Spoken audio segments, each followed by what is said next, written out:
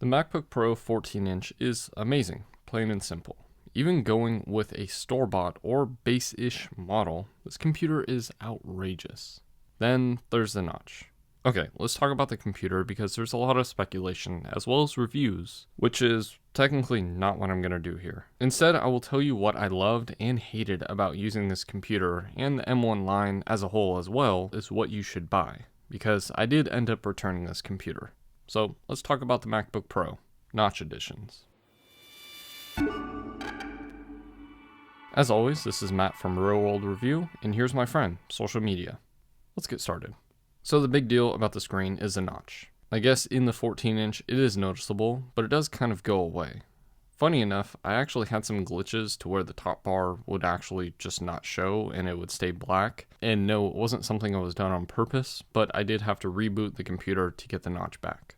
But my issue is that it makes the menu bar smaller and bigger, but really it just feels more cramped. The annoying thing is how large the menu bar is now, to the point that the notch isn't where the menu bar ends, but a little bit farther.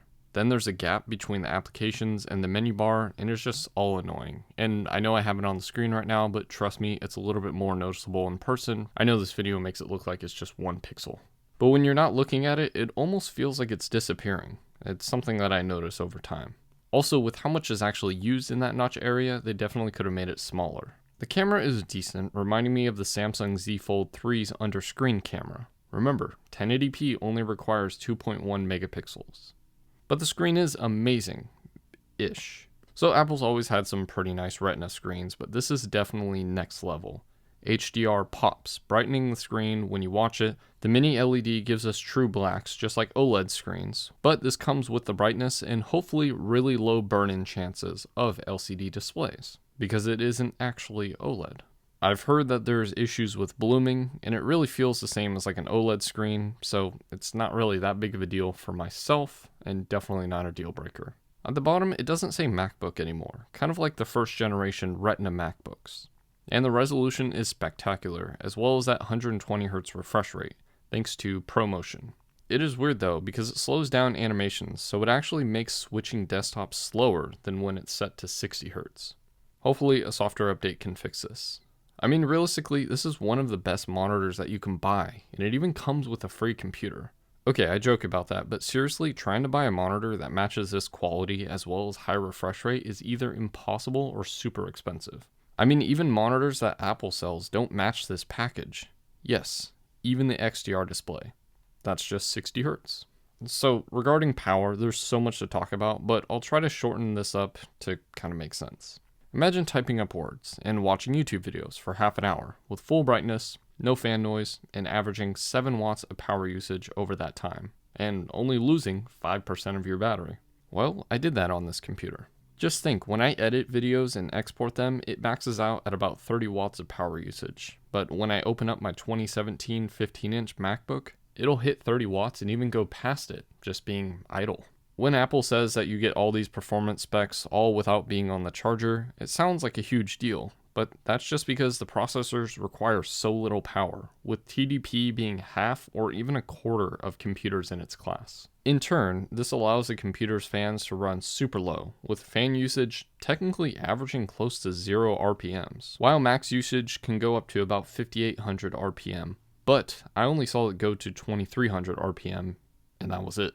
I literally exported a 13-minute 4K 60 frames per second video, and the fans never even turned on.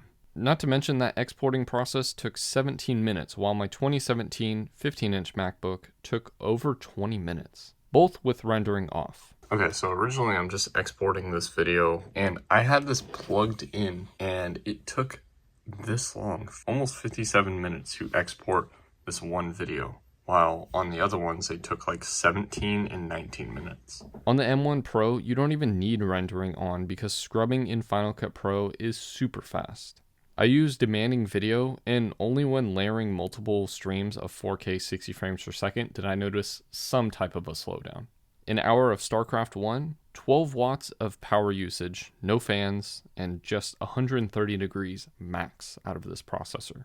Mind you, readings of 160 to even 190 degrees is so easy to do on my Intel Mac. It's just outrageous how power efficient this computer is. even when running non-ARM based programs. But it's exactly that, running ARM programs and putting it through Rosetta, which isn't bad, but something to consider as performance will drop because of this. But again, performance is outrageous in itself. I personally went with the mid-tier of the M1 name processors, with the 10-core CPU and 16-core GPU M1 Pro with 16GB of unified memory. While I would like more, 16GB is very good, even for Final Cut Pro, with 32GB probably being the sweet spot. And 64GB is probably worth it to you if you're considering it, because $400 sounds like a lot, but you're probably making money to pay it off if your workflow might need over 32GB. But you do have to buy the M1 Max if you want anything over 32GB. Again, mine does everything I need and more, all without requiring much power. Even in my situation, a simple 45-watt charger does the trick, even though I do feel that under 65-watt chargers should be illegal for a computer at least. I'm joking, but 45 watts at this price? Come on. At the end of the day, this is a computer, not a laptop.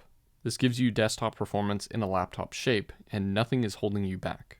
Thermals, power management, and the battery all work perfectly to give you desktop performance in a phone-style power usage.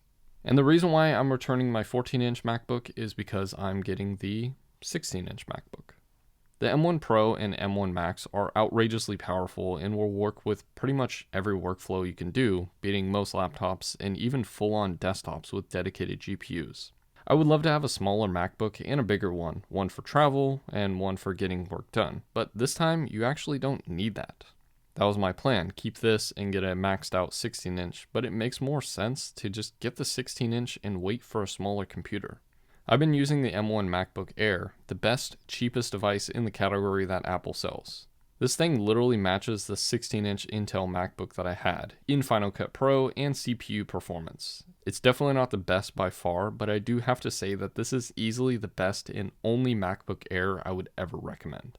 But with the M2 coming out hopefully in the next couple of months, given that the M1 name is a little over a year old, I want to save my money for that. Who knows, maybe I'll figure out how to get an M2 computer and possibly even do a full review on that one. But as for the actual power and usability of the M1 Pro and M1 Max MacBooks, I would say go for it. We do have 3 USB-C ports down from the 4 that are normally on the 15 and 16-inch computers, but we are not only given USB buses for all of those, meaning that you can do 3 streams of USB 3.1 on there. It's weird because they're USB 4, but mine consistently read USB 3.1, but apparently there is no slowdown. Normally we get 2 or 3 buses, but it looks like this. So all USB 3.1 is a plus. The missing USB-C port is replaced by the HDMI 2.0 and SD card reader. Okay, for me, dual ports on the right side is cool, because that's just how my desk setup is. So I end up using a dongle because obviously it's on the right side, but also because they don't bring back the USB-A ports, even though it is possible to get USB 3.1 out of those ports. And yes, HDMI 2.0 does matter because it does support 120Hz, but only on 1080p and 2K resolutions. So you would need HDMI 2.1 if you wanted to do 4K at 120Hz, because the MacBook displays are technically 3K at 120Hz. So if you wanted equal or better from an external display, HDMI 2.1 is needed. Not entirely sure if that can happen over USB 4, but if it can, you'll need an adapter. So the HDMI port is kind of pointless. Then we have MagSafe 3, a port that allows for the same power in as the USB-C plug. It's just that Apple slows down those USB-C plugs, so now they can sell this $50 cable to allow for fast charging. Yeah. Still, MagSafe is awesome, and I love that it is back. However, I never took it out of the box. But hey, people love extra ports, but the only ports that I actually cared about were remedied by this adapter that I bought 2 years ago. At least the headset jack is a high impedance one, but I never really used it. But what's the point of talking about this in this section? Since they added all these ports, I don't see Apple adding any more ports, so I wouldn't jump for joy just yet, but at least Apple is kind of listening.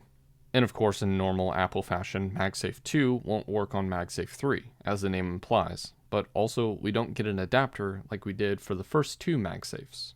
Also, if this is MagSafe 3 and the 2012 to 2015 MacBooks are MagSafe 2, then the iPhone MagSafe is 2.5?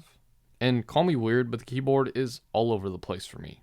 It is nice to see all the keys being the same size and not butterfly style, but personally, I didn't really mind that.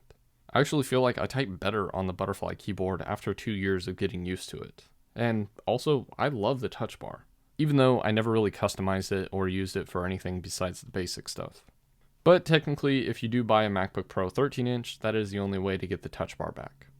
But I guess I'm technically in the minority for liking the touch bar and the butterfly keyboard, apparently. But I did enjoy using the keyboard on the 14-inch MacBook, and I would assume on the 16-inch MacBook as well. I just don't foresee the touch bar coming back anytime soon, or ever. So should you wait on the 14 and 16-inch MacBooks? I would say no. Go ahead and buy them if you're looking into those. But I would wait if you're considering an M1 device. While they're awesome, if you can wait, I would wait until spring to see what Apple's gonna do.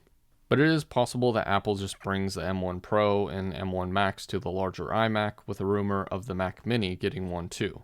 I mean, maybe they'll put one in the MacBook Air, and maybe the 13-inch Pro might actually get an M1 Pro. The options are endless. But what do you think?